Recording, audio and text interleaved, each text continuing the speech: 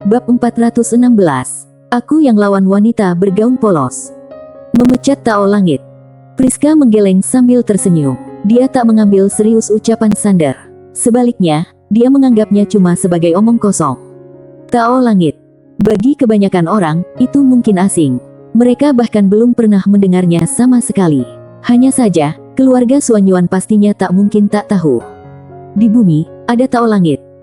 Apalagi, itu dikirim langsung oleh Sekte Galaksi untuk menjaga ketertiban dan mencegah gangguan dari kejahatan di bumi. Sementara itu, ketika Sander mengatakan bahwa dia akan memecat Tao Langit, tentu saja itu tak realistis. Kecuali, dia adalah ketua Sekte Galaksi. Sander tak melontarkan apa-apa lagi. Dia cuma ingin segera menyembuhkan luka Suzy dan mengajarkannya cara berkultivasi. Dia menjadi sasaran, tetapi tak dengan Suzy. Kira-kira 1 jam kemudian, helikopter mereka mendarat di atas sebuah atap. Kemudian, Priska membawa kedua orang itu ke sebuah kamar mewah di lantai teratas. Kamar itu berukuran besar dengan luas hampir 800 meter persegi. Interiornya luar biasa mewah. Dari jendela, dapat terlihat setengah kota Yanjing. Priska menjelaskan, ini adalah Menara Suan Yuan. Kamar ini biasanya tempat aku beristirahat. Kalian bisa tinggal di sini, tak akan ada yang mengganggu kalian. Sander melihat sekeliling. Lingkungan ini memang amat nyaman. Begitu meletakkan Suzy di atas ranjang, Priska menghampiri. Dia melihat ke arah kaki Suzy seraya berucap, perlu dicuci. Sander berucap, aku akan mengambil air. Usai berbicara demikian, dia bangkit dan pergi. Tak lama kemudian, Sander membawakan sebaskom air ke depan Suzy. Dia membuka kain-kain itu perlahan. Luka di kakinya sudah pulih berkat batu Dewi Nuwa. Hanya saja, darah masih tampak menyeramkan. Sander membersihkan darah dari kakinya dengan lembut menggunakan handuk. Priska melihat pria itu dan terdiam saja. Suzy amat senang dalam hatinya, bahkan sampai tersenyum manis. Dalam waktu singkat, Sander membersihkan kaki Suzy hingga tak bernoda lagi. Kemudian, dia membaringkannya kembali di ranjang. Istirahatlah sebentar lagi. Suzy mengangguk seraya merespons, oke. Sander bangkit, lalu berbalik dan berjalan keluar. Priska mengeluarkan botol pil dan memberikannya pada Suzy. Dia berucap, Nona Suzy, pil ini bisa membantumu pulih. Suzy mengangguk seraya berujar, terima kasih. Priska membalas senyumannya. Dia berucap, kamu terlalu sungkan. Kemudian, dia beranjak pergi. Sander dan Priska pergi ke atap. Pria itu melihat ke bawah kota Yanjing, lalu berujar, apa kamu butuh sesuatu, Nona Priska? Wanita itu memandangnya seraya menjawab, aku tak butuh apapun. Sander berbalik melihatnya. Wanita itu berujar seraya tersenyum, bukannya kita teman. Sebagai teman, apa salahnya menolong satu sama lain? Sander berucap, Nona Priska, sebenarnya aku ingin minta bantuanmu dalam beberapa hal. Jadi, kalau kamu membutuhkan sesuatu, kamu bisa bilang padaku. Aku. Wanita itu membalas sambil tersenyum, apa Tuan Sander tak ingin berteman denganku? Sander menggeleng seraya berujar, bukan begitu. Hanya saja, aku tak terlalu suka berutang budi kepada orang lain. Priska bertanya, apa yang kamu butuhkan dariku? Sander menjawab, ada 2 hal. Pertama, bantu aku mencari tahu di mana lokasi jembatan layang di kota Yanjing. Kedua, bantu aku mencari tahu siapa pemilik Tiada Batas Club dan apa kita bisa menghubunginya. Wanita itu bertanya seraya mengernyit, Tiada Batas Club. Sander berucap sambil mengangguk, ya. Priska terdiam. Pria itu menatap Priska, lalu bertanya, apa kamu tahu tentang Tiada Batas Club? Priska mengangguk sambil menjelaskan, tentu saja aku tahu. Pemilik Tiada Batas Club sangat misterius, bahkan keluarga Suan Yuan pun tidak bisa melacaknya. Kami menduga dia berasal dari luar wilayah. Sander memberitahu, dia memang berasal dari luar wilayah. Priska sedikit terkejut, apa kamu mengenalnya, Tuan Sander? Sander tampak mengangguk. Dia berujar, aku mengenalnya, tapi aku tidak bisa menghubunginya. Priska berpikir sejenak, lalu berucap, kalau begitu, kita hanya bisa pergi ke markas besar Tiada Batas Club. Sander melihatnya seraya bertanya, keluarga Suan Yuan bisa ke sana? Wanita itu mengangguk, bisa. Sander pun mengangguk sedikit, kalau begitu, mohon bantuanmu nanti. Priska tersenyum, ini cuma masalah kecil. Sander bertanya, bagaimana dengan jembatan layang di kota Yanjing? Priska membalas dengan serius, "Sander, ada banyak jembatan layang di kota Yanjing. Bisakah kamu lebih spesifik?" Sander bertanya lagi, "Apa kamu pernah membaca buku Lautan Nafsu?" Priska sedikit terkejut, kemudian wajahnya tiba-tiba memerah. Dia segera menggeleng seraya membantah, "Tidak, tidak." Melihat reaksi Priska, Sander pun tersenyum getir. "Nona Priska, aku ingin mencari orang yang menjual buku itu." Wanita itu berbicara dengan serius, "Kalau begitu, aku tahu di mana lokasi jembatan layang yang kamu maksud." Sander segera berucap, "Bawa aku ke sana." Priska menggeleng, "Kita hanya bisa pergi malam hari."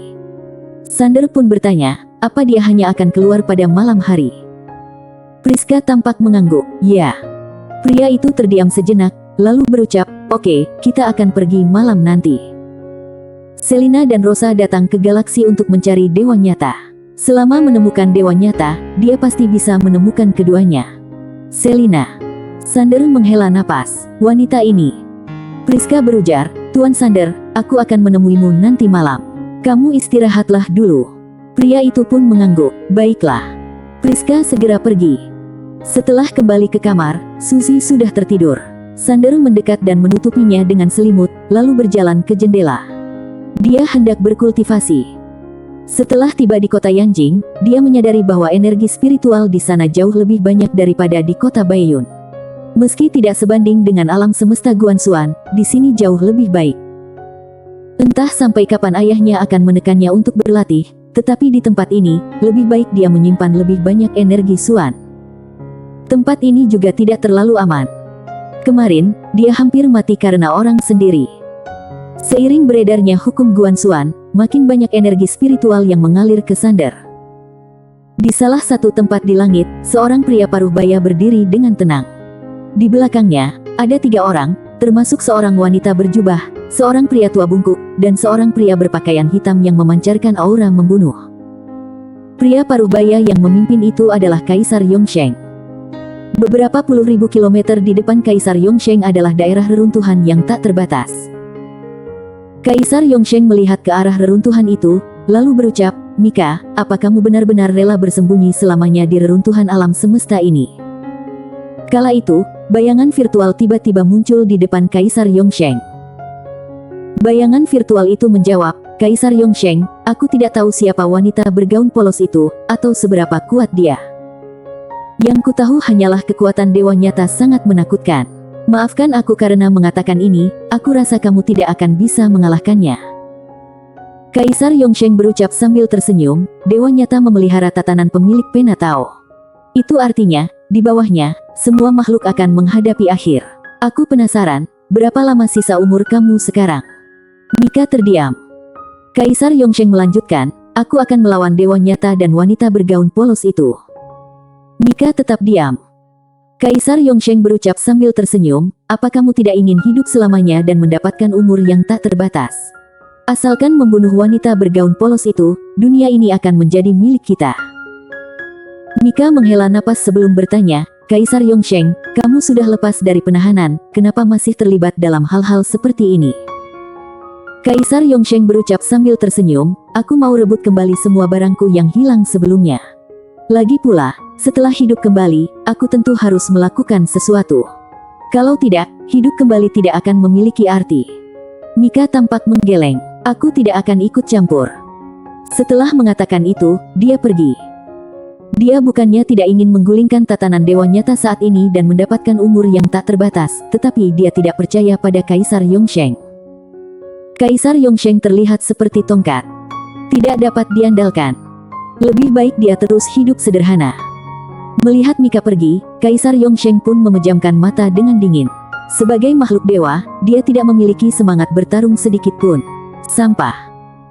Di sebelahnya, Kaisar Tang berucap, "Beberapa makhluk dewa alam semesta yang kutemui memang takut mati, itulah alasan mereka tidak sekuat beberapa Kaisar Agung."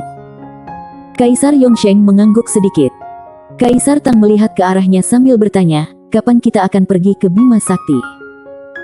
Kaisar Yongsheng memejamkan matanya perlahan, lalu berujar, "Pergi ke tempat terakhir. Di sana, ada sumber Tao yang besar. Itu sumber Tao bisa membantuku memulihkan kekuatan puncak." Sumber Tao. Mendengar ini, orang-orang di belakang Kaisar Yongsheng terkesiap. Energi yang paling berharga yang diketahui di alam semesta saat ini adalah sumber Tao. Kaisar Yongsheng melihat ke langit, lalu berucap sambil tersenyum, paling lama sebulan, itulah hari kematian wanita bergaun polos. Ayo. Usai berucap demikian, dia langsung menghilang di tempat. Orang lain juga menghilang satu persatu. Bumi. Sander bermeditasi hingga malam hari. Kini, energi Xuan dalam dirinya cukup untuk menghasilkan 5 energi pedang. Sebenarnya dia ingin menghadapi kekuatan segel itu lagi. Hanya saja, dia memutuskan untuk mengurungkan niatnya, supaya tidak dihajar lagi nantinya. Tepat pada saat itu, langkah kaki terdengar di belakangnya. Sander berbalik dan melihat Suzy. Suzy duduk di sampingnya. Keduanya menghadap jendela besar. Dari sana, mereka bisa melihat setengah kota Yanjing. Pemandangannya sangat indah. Suzy menoleh ke pria itu. Dia mengedipkan matanya seraya berucap, "Kamu bilang sebelumnya bisa mengajariku berkultivasi, kan?" Sander tersenyum. "Tentu saja." Suzy pun bertanya, "Apa itu sulit?" Sander menggeleng, "Tidak." Kemudian, dia tiba-tiba mengetuk dahi Suzy dengan satu jari. Seketika, Suzy mendapatkan banyak informasi di otaknya. Beberapa saat kemudian, Sander menarik kembali jarinya. Suzy membuka matanya perlahan. Hukum Guan Xuan. Sander mengangguk. Itu metode kultivasi terbaik saat ini. Suzy berucap pelan, "Itu sangat berharga, kan?" Sander berujar seraya tersenyum, "Tidak berharga, sama seperti batu yang kamu kenakan." Suzy menatapnya. Setelah beberapa saat, dia agak menunduk dan berucap pelan, "Kamu cuma bisa menipuku." Sander tersenyum, lalu berujar, "Aku akan pergi mencari penjual buku di jembatan layang nanti. Apa kamu mau ikut?"